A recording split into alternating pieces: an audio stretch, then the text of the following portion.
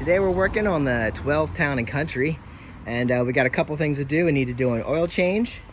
We need to fix this nozzle. It broke off there, so it's not spraying window washer fluid out. It's just spritzing out there. So we got a part for that, and we're wiring up the brakes for trailer hauling, all the lights and everything for the trailer because it didn't have a tow package. So first thing we're doing is an oil change. We got to come in here. Our oil filter is right here. I got to figure out what size socket fits on top of that. It's pretty big. Looks like a 3/4. And then we got to go underneath, open up the drain plug. A 13 millimeter fits on there.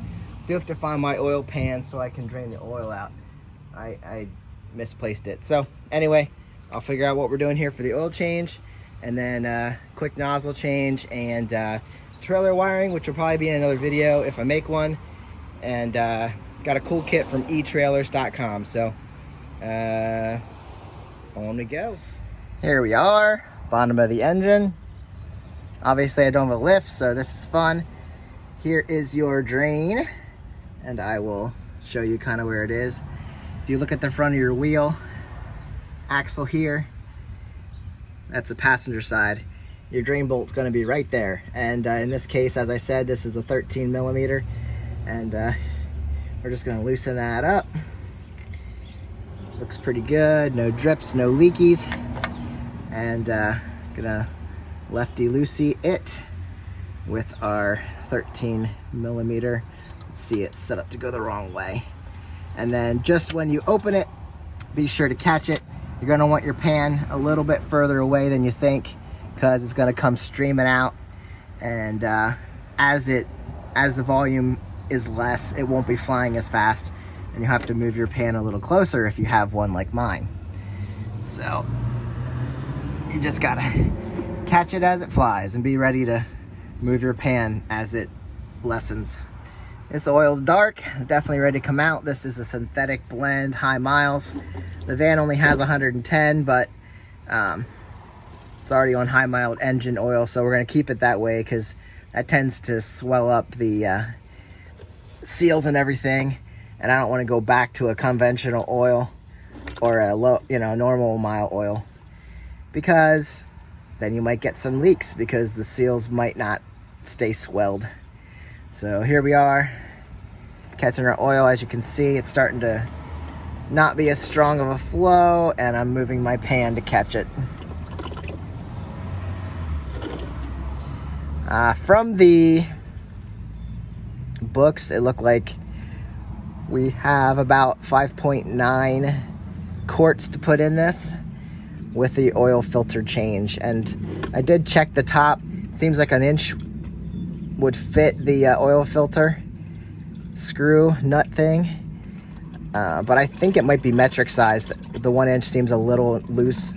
It should work, but I'm gonna go see if I can find like a, I don't know, 22 or so millimeter and see if that fits better. Gonna let this drain and do its thing. Well, 25 millimeter seems to fit on there just right. I don't know, maybe a little loose still. I'll go back and forth, see if the 1 inch or the 25 fits better. I don't know. 23 didn't fit, and I don't see a 24 on my, it's missing.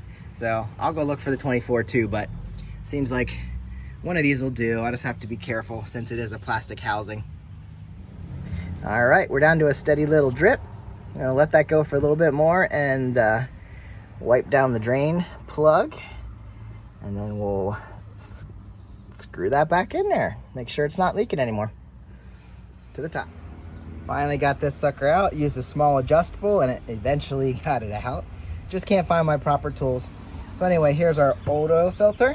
Here's our new oil filter, new O-ring for right around here. So we'll pull that off, pull the old filter out, stick the new one in.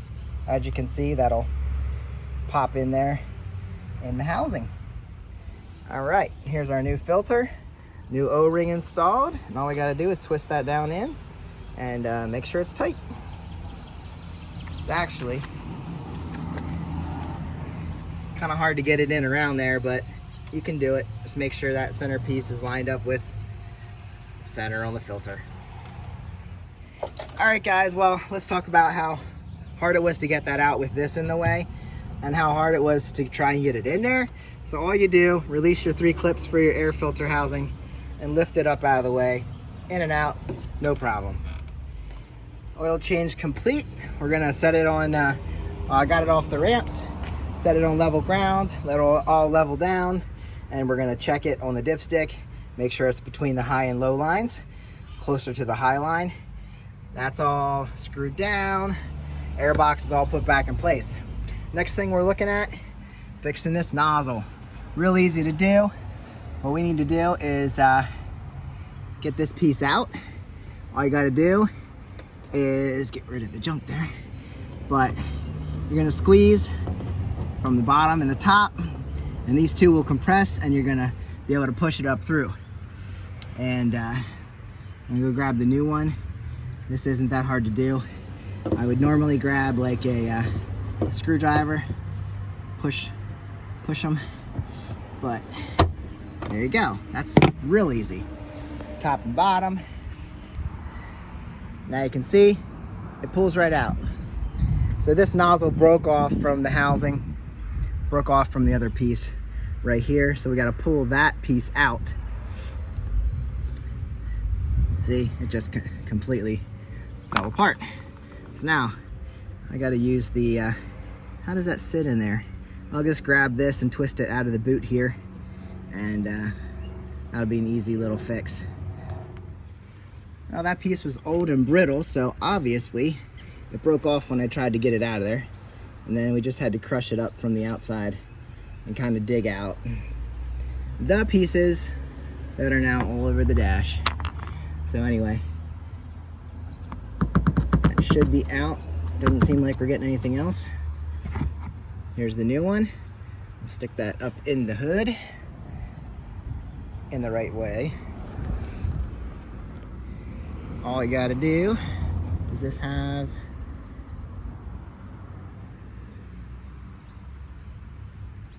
it looks like it just doesn't have a felt piece, so we'll just drop it down in. Make sure it's facing the right way. There's where it sprays out, and just snap it into place. And then, look at this one quick.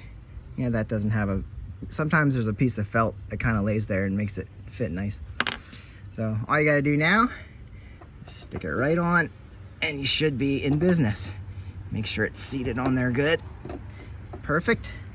And then you can test it after you clean up your mess. Well, guys, I had to pull it back out because I did find that little rubber piece, and it slides right on the bottom there. See that in the middle? Right there. So now we can stick it back in and reinstall it with the rubber piece installed. Now it's nice and tight. Yeah, I love that. And now I can stick it on and give it a test. Perfect. Whoa! Back in business.